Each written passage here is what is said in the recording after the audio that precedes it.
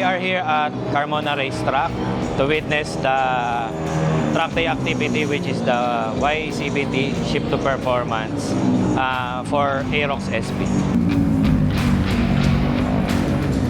YCBT is Yamaha Electronically Continuous Variable Transmission. Bagong technology siya ni Yamaha. So kaya meron tayong event is para mapakilala yung bagong technology na to. So in this track day activity, we conducted a rider's briefing wherein tinuro namin doon kung ano yung mga safety measures na kailangan gawin sa racetrack. At the same time, we teach the participant rin kung paano yung mga function ng Aerox SP.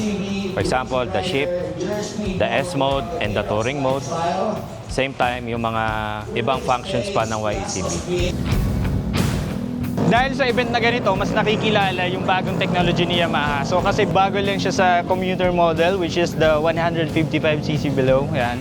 And then, yan. So maganda dito is nakikilala siya kung ano yung klase ng technology. So the advantage of using the YECBT is mas controlled na yung ating engine braking, acceleration.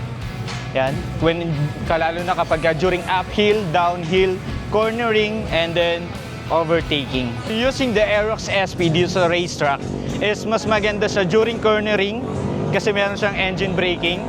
And then during acceleration naman, every time na mag-quick throttle ka is step 1 yung kanyang downshifting. So mas malakas yung acceleration niya.